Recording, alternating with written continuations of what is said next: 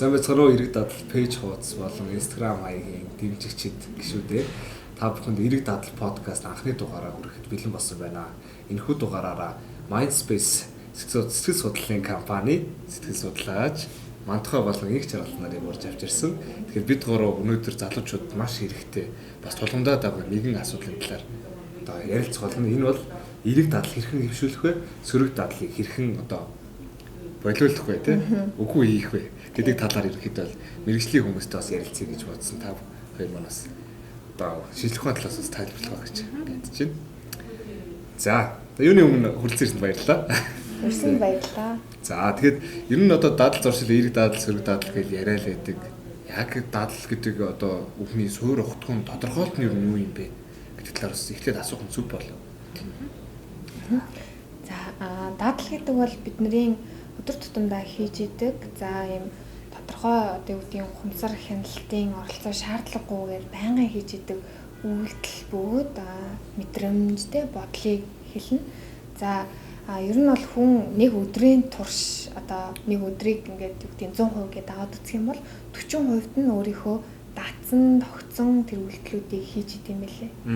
За, тэгэхээр яагаад вэ гэхээр тарих одоо өөрийнхөө үйл ажиллагааг илүү чухал шийдвэр гаргалтуудад зарцуулахын тулд хүний энэ тогтмол үйлдэлүүдийг ой санамжиндаа тогтоож аваад за энийг бол би ингээд юу гэдгийг заавал бодохгүйгээр заавал хянахгүйгээр хийх боломжтой байна гэж үзээд тэгээд ерөөсөө юу гэдгийг ингээд тогтсон одоо үйлдэлүүдийг бий болгосон байдгаа гэсэн. Нэгсэндээ ингээд байнгын хийж идэг үйлдэлүүд маань автоматчнаа энийг л дадал гэдэг. Энийг дадал гэж хэлж болно гэсэн. Их жаргалан сэтгэл судлаач аваад. Ер нь тун ингээр хэлвэл хүн гэж байдгүй. Тийм муу дадал зуршилтай хүн байдгаа гэдэг юм байдаг. Тэр яг хүнийг тодорхойлж байгаа, түүний амьдралыг тодорхойлж байгаа, байнгын давтагдаж хийгддэг. Бас тэр чинь ганцхан хийдэг ч зүйл бас биш л те. Бодлын хэмжээнд ч яригдчих болно, мэдрэмжийн хэмжээнд ч яригдчих болно. Байнга сайн бодох, байнга муу зүйлийн тухай бодох ч гэсэн өөрөө дадал болдог. Сайхан зүйлийг мэдрэх гэж хичээх те, тэр ч өөрөө дадал болдог. Дандаа ууралж бухимдах тэр муу хүсэлтүүд ч өөрөө дадал болох юм би. Тэгэхээр бас энийг том төвчнөр бол ингэж хэлж болох юм аа. Тэгвэл ер нь бол юм давтамжаас үүсэж байна те. Давтамжаас ямар нэг зүйл дадах тэгэл. Тийм. Ер нь бол яг яаж бий болдно? Одоо сөрөг дадал нь яаж бий болоод байна? Эрэг дадал ер нь яаж бий болоод байна те? Хүн одоо яаж байгаа тийм дадалтай болсон байт юм болов? Тэр их сонирхолтой. Яг эрэг болон сөрөг дадал бий болохын одоо үндэс нь ялгаатай бол биш. Дадал ямар нэгэн дадал үүсэхдээ юм 103 одоо тойргийг дамждаг байгаа.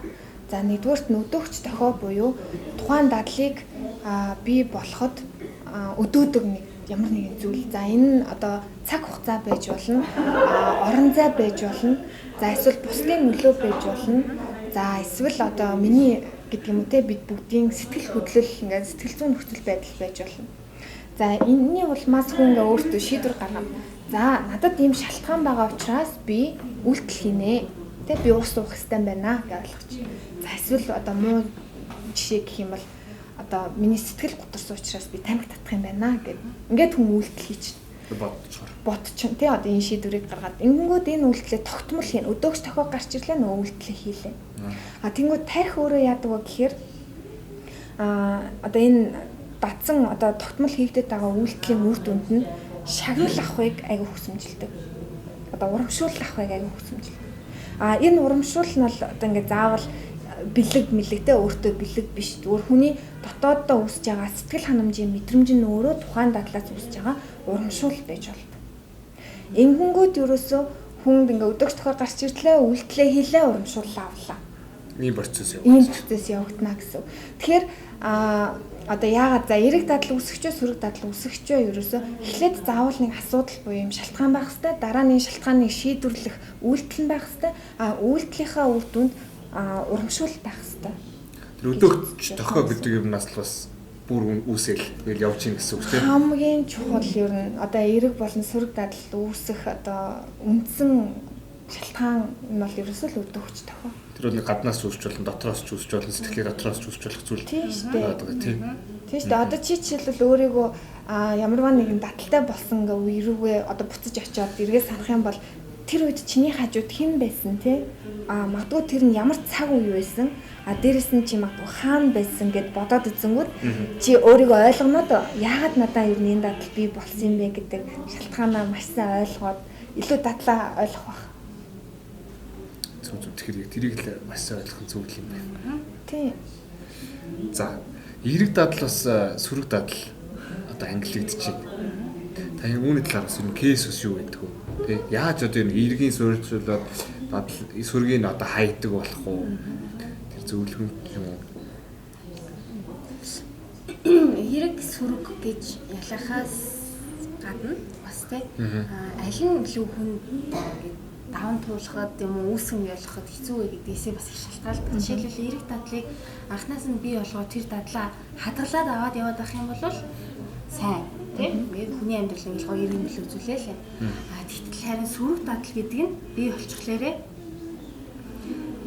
тэрийг зогсоох тийм тэрийг даван туулах тэрийг болиулах бол маш их цаг хугацаа шаарддаг хэцүү үйдэг. Тэгэхээр анхнаасаа хүмүүсээ сөрөг дадлаас хол халиач гэдгийг л халиваа өвчнийг туссан юм нэгдгийх биш те тусгаас өмнө урьдчилан сэргийлэх чухал гэдэг шиг бас өөрийнхөө дадлыг анхаарад би ер нь 7 хоногийн туршид ер нь хийж байгаа зүйлийн маань хэдэн хувь нь яг нэг дадсан зүйл байгаад байна. Тэр маань эерэг зүйл байна уу, сөрөг зүйл байна уу гэдгийг хүн анхаарад анзаараад болохгүй бол тэмдэглэл хөтлөөд те найз нөхдөсөө асуугаад ч юм уу ингээд явах юм бол ер нь би ямар дадалтай гэдгийг ойлгох чинь. За тэгээ ингээ эерэг байх юм бол тэрийг тордох хэрэгтэй, арчлах хэрэгтэй. Тэрийг ингээ алдчихгүй байх байнга тэрэндээ одоо хяналттай ингээ дагаад явах хэрэгтэй. Хэрвээ сөрөг байх юм бол анхаарах хэрэгтэй. Та бас яг хяналт гэж ярьж чинь тий. Тэр бас ингээд дадлаа ер нь бас хянжих хэрэгтэй юм байна. Суурьшуулахын тулд тех нь бас зүг байх гэж бодож байна. Би одоо өглөө нэг гүйдэг одоо өглөөний хүн болоод өглөө байнга гүйдэг болохын тулд надад нэг хяналт хэрэгтэй болсон. Тэнд одоо юу гэдэг аппликейшн янз бүрийн зүйл ашиглах болно. Эсвэл өөрөө тэмдэглэдэг ч юм уу, to-do list гаргадаг ч юм уу тий. Ингэж хянахнаас үр дүнтэй санагдсан л та. Тий. Тэгэхээр бас ийм кейсүүд бас байдаг байх гэж бодож байна. Энэ хяналт өөрөө айгүй чухал л да. Яагаад гэвэл одоо чинь дадал бол нөгөө бидний амьдралыг тодорхойлогч айгүй гол зүйл тий. Чи өдөр тутамдаа юу хийдэг тэр чинь ерөөсөл чиний амьдралыг тодорхойлогч зүйл болж байна. Хэрвээ чи өдөр тутамдаа буруу үйлдэлийг сонгож, буруу дадлыг одоо сонгож хийдэг бол чиний амьдралын тодорхойлолт ямар байх вэ? Харин чи эерэг зүйлийг сонгож хийдэг бол чиний амьдрал тодорхойлолт ирээдүйд гарах үр дүн ямар байх вэ гэдг нь өөрөө айгүй тийм ялгаатай зүйл болчихж байгаа байхгүй. Тэгэхээр нөгөө нэг маш их би уучлаарай түрүү нөгөө сөрөг дадал дээр нэмж хэлэхэд маш их сөрөг дадлууд би болоод байгаагийн одоо үндсэн нэг одоо сэтгэл зүйн асуудал нь гэх юм уу да. Хүн ерөөсөө өөрөө өөртөө анхаарал хандуулдаггүй. Миний хувьд ингээд миний амьдрал бусдынхтай харьцуулахад одоо эерэг байна уу, сөрөг байна уу гэдэг харьцуултыг за эсвэл миний эрүүл мэндийн байдал ямар байна, за эсвэл миний сэтгэл санааны байдал ямар байна гэдэг нөгөө эхлээд хүн өөртөө анхаарал хандуулахаас цаашдаа миний дадал ямар байх вэ гэдэг нь бас нэлээд тодорхой болж эхэлнэ гэсэн үг. Тэгэхгүй бол анхаарахгүй болохоор одоо наадчил нэг юм шиг байхгүй нөгөө нэг тийм суулгалтын өвчин гэд байдаг шүү дээ. За энэ өвчнийг ангижрахт нь хамгийн том нөлөөлсөн зүйл нь юу вэ гэхээр иргэдийн дунд гараа угаах гэдэг дадлыг бий болгох гэсэн юм судалгаа 2018 онд манай Монголд хийгдсэн байт юм лээ. Зөв. Тэгэхээр хэрэг зээ энэ судалгаа хийгдээгүй бол одоо юу гэдгийг бид гараа угаах нь ямар чухал ач холбогдолтой үйлдэл юм бэ гэдгийг ингээ анзаарахгүй өнгөрөх бас эрсдэлтэй. Өдөгч тохиос ирдэггүй тий. Ирдэггүй тийм. Гараа угаахгүй бол суулгалтын өвчин тусах нь шүү дээ надад өдөгч тохио болоод ирнэ гэсэн үг шүү дээ тийм ээ. Тэрнээс үсэл одоо дадал бий болох одоо гараа угаах дадал сурч хүнцэн болж ил гэж ойлгож байна тий. За түрүүн бас хэллээ л дээ гараа угаах дадал ингээл суршуулжлаа. Тэгвэл одоо энэ бол эерэг дадал тий. Сөрөг дадал дээр юм кейс байд юм болов. Ер нь бол сүүлийн үед ямар кейс байна тань? Таны мэдих. Ер нь нэлээд түгээмэл тохиолддог тийм кейс байна л да. Одоо хумсаа мэрхтэй хуруугаа ингээд амдаа гээд хумсаа мэрэгддэг. Энэ кейсийг одоо дадал туршлаа яаж давсан вэ гэхлээр нэг сонирхолтой кейс эдэг туршилтдаг. Тэрний үеийн нэг эмэгтэй 20 баг 30 хүнээс хүрсэн. тэр эмэгтэй хумсаа мэрэгдэдэг. Тэгээ яаж энэ зуршлаасаа болох вэ? Энэ өөр айгуу тийм хүний харагдах байдлаасаа ч тийм харагдах байдлаасаа ч муухай, өөрийнх нь хувьд ингээ хүн харахад ч муухай. Тийм ингээд байгаад тахаар одоо энийг л даван тудлыг гэдэг л шийдвэр гаргаж л тэр эмэгтэй. Тэгээд тэн дээр нэг сэтгэл судлаач дээр очиход сэтгэл судлаач юу гэж зөөсөн бэ гэхээр таныг тэр хумсаа мэрэхтэй тэр үед юу мэдрэгддэг вэ? Ямар мэдрэмж төрдөг вэ гэж асуусан. Тэгэнгүүт эмэгтэй бодоод тийм ээ яг нэг тийм сүртгэр юм мэдрэгдэхээр тэрийг авах хэрэгтэй юм байна. гэдэг тэр авчингууд ингээд аягүй гой санагдтiin тавьширд. Тэгээ бүх хуруунуудаа ингээд мэдрээ бүгдийг цэвэрхэн болгочихоо бүр ингээд аягүй гой таашаа. Сүртэр юм гарч гарахгүй. Тэгтэл яг үүндээ тэр нь бол бүр ингээд хумсаа мэрээд бүр махан гарах хэмжээнд хүрчээд байдаг тийм. Тэр чинь аягүй эрүүл мэнд өвдөж мухай гооз өвдөж мухай л. Тэгээ нь яах вэ гэдгийгсэн чинь за тэгвэл та ямар үед ийм мэдрэмж төрөөд идэв юм бэ? Тэр үедээ одоо тий хэдэн удаа 7 хоногийн туршид хэдэн удаа мэрээд идэв юм бэ гэдгийг бичээд ирээ гэж. Хянуулах нь тий. Үйлдэлийн хянуулах. За тэгсэн эмэгтэй 7 хоногийн туршид ажилласан чинь ер нь телевиз үзэж байхдаа бодлон хичээлээ хийж байхдаа ингээд нэг урдгалдаг ч юм уу эсвэл хүчдэг ч юм уу гэдэг ингээд мэрдэм байна. Хамгийн их мэрдэм байна. Тэгээ тэр үедээ ингээд тэмдэглэл хөтлөхөд 7 хоногт 28 удаа гэдэг мэрснээ тэмдэглэсэн байна. Тэнгүүт нь дараа 7 хоногийнхаа даалгавар нь юу байсан бэ гэхээр за тэгвэл энийг хоёлаа өөр дадлаар солио. Яг энэ мэркэд ирэнгүүт яах вэ гэхээр гараа халаасандаа хийгээрэй. Эсвэл нэг үзэг бал ингээд бариарай. За хориглуулах гал. Тийм. Яг өөрийгөө ингээд сүрсэн хариу үйлдэл гэж байгаа юм л та тий. Сүрэг үйлдэл. Сүрэг тэрийг ингээд сүрэх зогсоох. За тэгээд эмэгтэй 7 хоногийн туршид бас ингээд яг нөгөө урдын даалгавраа биелүүлээ тий. Тэмдэглэл хөтлөөд за тэгээд үр дүнгийн хэмжээ дээрээ гэсэн 7 хоногт 3 удаа хумсаа мэрч 3 удаа сүрэг одоо арга хэмжээг нь авсан байна. Ингээд тэр эмэгтэй яасан гэхээр цагийн дараа хумсаа мэрхээ болсон амжилттай даван тулсан. Тэгэхээр энэ дээр юу гэж ихлээр тэр хүн ямар шалтгаанаар идэх ойлгоод яах гэдэг аргаа тодорхойлоод тэрийг тууштай хэрэгжүүлэх юм бол хүн ингээд дадлаасаа сарын саалах боломжтой гэж харуулж байна. Тэгэхээр бас гаднаас бас хин нэг зөвлөгөө бас чухал байж болох нь тий. Хин нэгний бас одоо санал зөвлөмж юу гэдгийг тиймэрхүү зүйлс. Тэр хүн бол бас өөрөө бас аргаа бол хянах нь бас их чухал байж тий.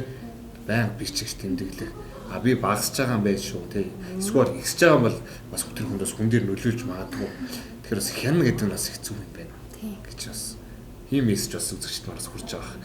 За тэгвэл одоо яг монголчуудын хувьд монголчууд яг ямар юм эерэг дадалтай байгаа гэдэг. Эсвэл дийлэнхэнд тохиолдог юм сөрөг дадал юу вэ?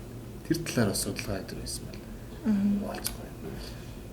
Тийм бид нар бас яг тэр талаар судалгаа хийсэн л дээ. Тэнгүүд одоо 33,000 орчим иргэдийг төврийн аргаар өөрсдийн зөвшөөрлөлтөөр хамруулад яг дадал одоо хэд хэдэн дадлыг асуусан. Тэгэхээр дадал танд байна уу гэд. Тэгээд яг юу гэж бодсон бэ гэхээр нэг сүүлийн үед харьцангуй залуусын дунд нь дасгал хөдөлгөөнөөр хичээллэх нь ихсээд байгаа, эрүүл хоолт нь ихсээд байгаа юм байна гэж анх бол нэлээд харж исэн судалгаа хийхдээ. Тэгтэл энэ бол зөвхөн нөгөө нэг олон нийтийн сүлжээнд л байгаа өнгөц дүнэлт байсан юм билээ. Үзэгдэл байсан юм билээ. Учир нь юу вэ гэдэг юм бол монголчуудын дунд дасгал хөдөлгөөнийг хийх байдал өөрөө тун бага. Өөрөөр хэлбэл 7 хоногт дасгал хөдөлгөөнд 1 цаг зарцуулдаг хүний тоо бол 30% хүрэхгүй байсан. Нэгдүгürt за хоолтой холбоотойгоор гэдэг юм бол өглөөний цай бол хүний ходоод нь эрүүл мэндэд маш их тустай тий. Тэгээ чухал гэж ярьдаг. Тий тэгтэл 2 хүн тутмын нэг нь бол өглөөний цайг уудаггүй гэсэн үзүүлэлт гарсан. За тэгээд мөн нөгөө нэг хоёр аягүй тийм чухал за энэ хоёроос гадна нэг чухал бас үзүүлэлт байсан юу гэхээр санхүүгийн сахилга бат гэх юм уу да одоо нэг санхүүгээ төлөвлөлтөө штэ хүн зарлаа тэмдэглэдэг штэ. Тэр нь өөрөө бас маш бага үзүүлэлттэй байсан. Ер нь бол нэг 40-оос бага хувь нь санхүүгээ хяндаг. Тэгээд үүнийхээ улмаас одоо юу гэдэг үлдсэн 60% нь нэг хитрхи их зарцуулалтыг хийгээд санхүүгийн асуудалд орох эрсдэл үүсгэе гэсэн. Нэг мэдгэл мөнгөгүй болчдөг тийм. Ерөөсөө хянахгүйгээс болоод. Тийм. Тэгээд манай судалгаанд хамрагдагчдын маань 3 хүн тутмын нэг нь за би маргааш өглөө босоод юу хийх ёстой вэ гэдэг талаарх төлөвлөгөө жоохон багтай гэдэг ийм үзүүлэлт гарсан. Тэгэхээр яг энийг яагаад ярьж гин үү гэхээр одоо юу гэдэг дадал гэдэг бол өөрөө нөө түрүүн хэлжсэн те бидний амьдралын чанарыг тодорхойлогч зүйлээ. Тэгэхээр бид бас нэг талаараа иргэдийнхаа дунд амьдралын чанар нь ямар түвшинд байна вэ гэдгийг энэ цөөхөн үзүүлэлтээр авсан. Энийг бол яг мэдээж бүрэн дүүрэн тодорхойлно гэж хэлэх нь өрөөсгөл.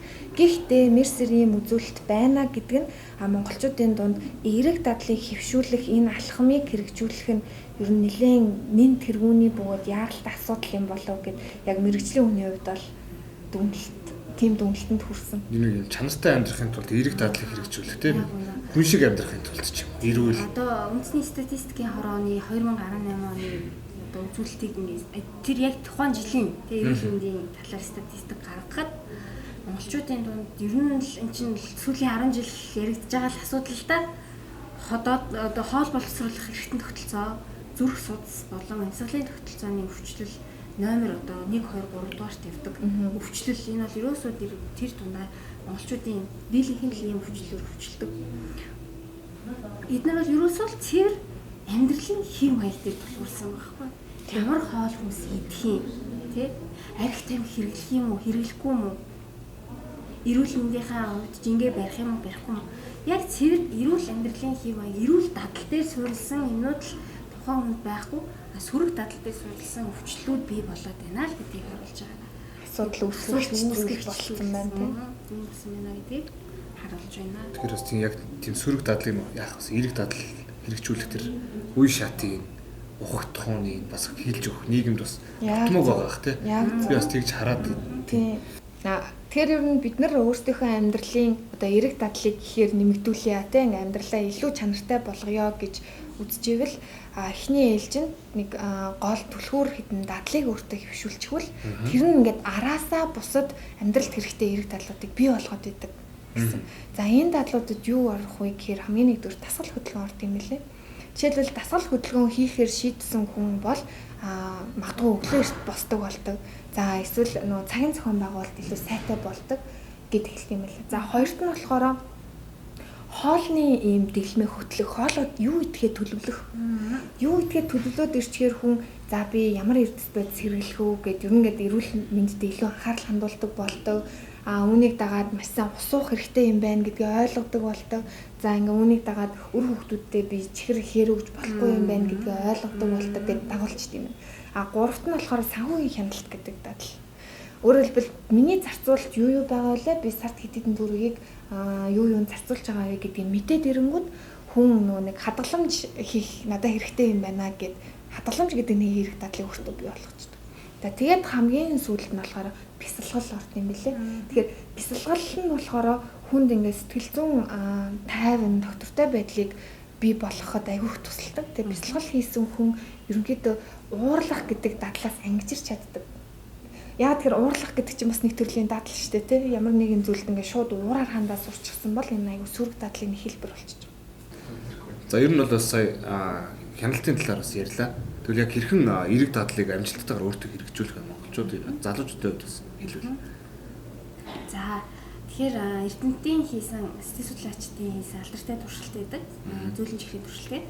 Тэрийг бас хүмүүс сонсон бах зөнөө ярьдаг тийм зөөлөн чихэр нэгийг идвэл 15 минут нэгийг идэхгүй эсвэл дахиад нэгийг өгнөө гэд хүүхдүүдэд 5 настай хүүхдүүдэд энэ одоо чаленж маягаар ингээд тэгээд энэ үр дүнгээр энэ судалгаагаар юу харуулсан бэ гэхээр зэрэг ерөөсөө хүн энэний дараа юу болох вэ гэдгийг хараад тэрний төлөө өөрийгөө одоо зоригжуулаад хянах юм бол амжилтанд хүрдэгэ гэдгийг л ерөөсөө харуулж байгаа байхгүй.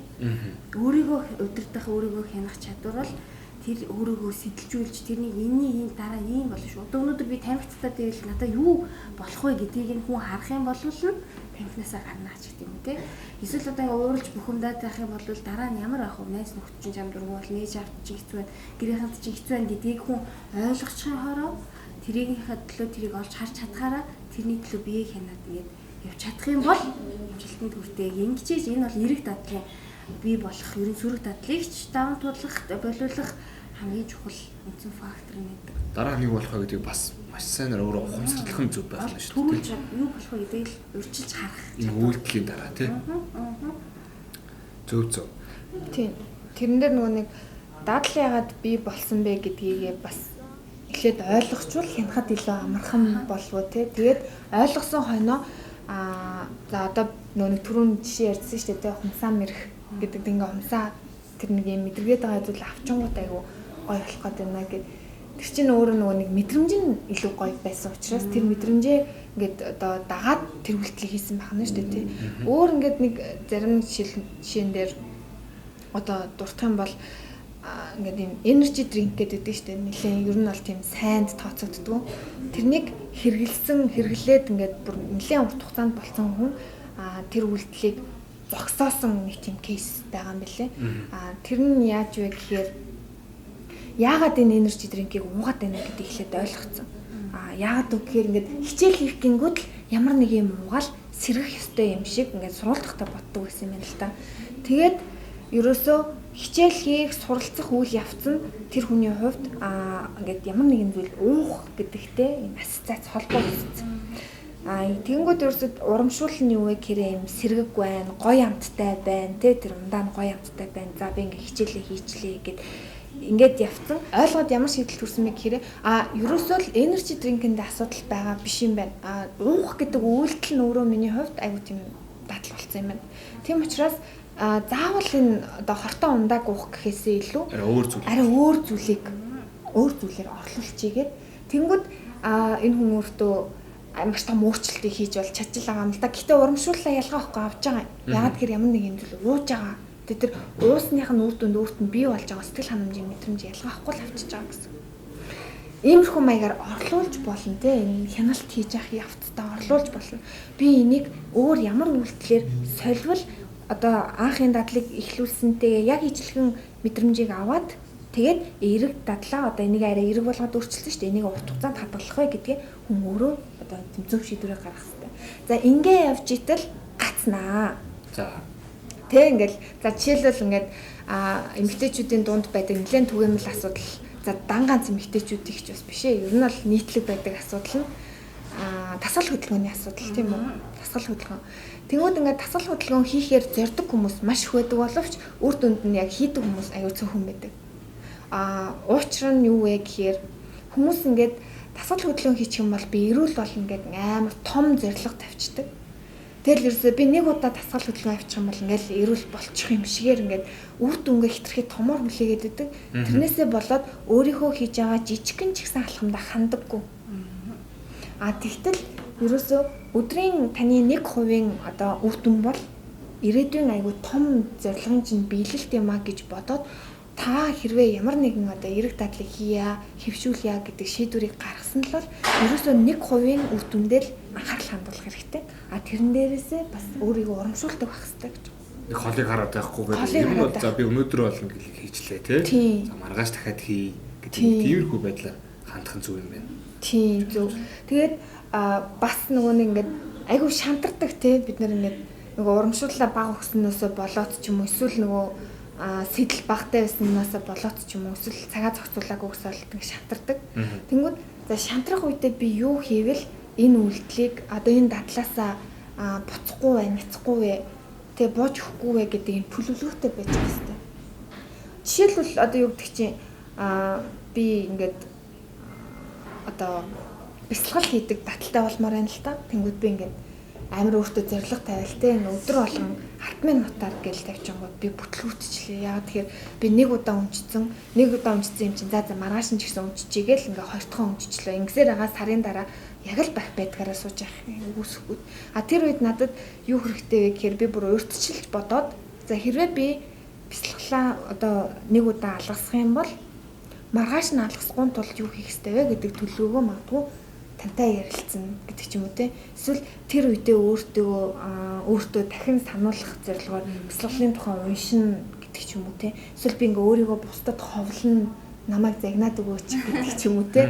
Иймэрхүү байдлаар шантрахаас урьдчилан сэргийлсэн төлөвлөгөөтэй байвал бас их зүгээр. Аргатай бас те. Би бас яг сая бодож илээ л та.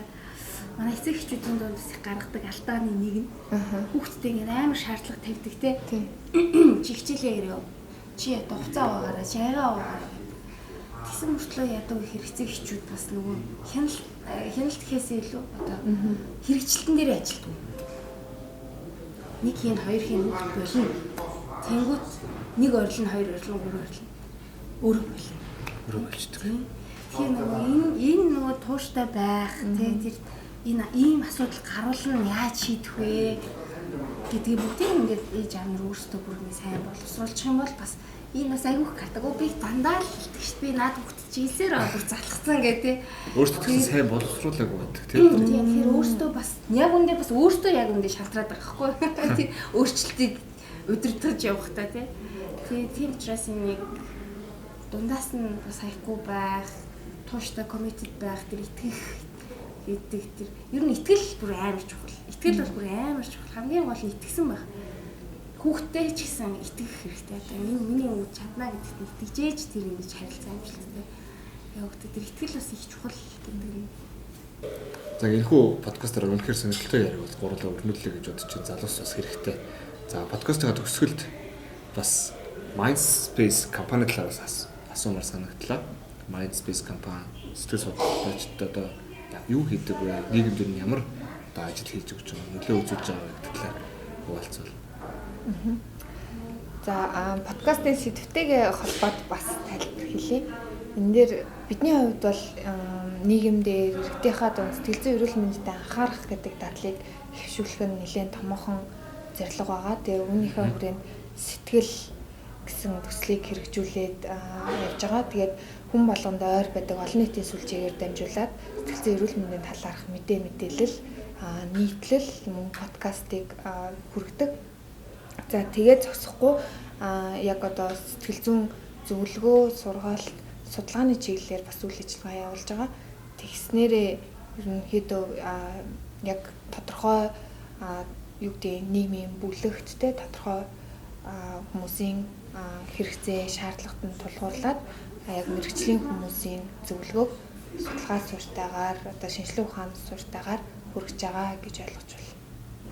За ингээд энэ үрээд анхны подкастын дугаар өндөрлж байна. Хүрэлцээрч маш сонирхолтой яриа өгнөсөн та хоёртаа маш их баярлалаа. Хэрэг баярлалаа.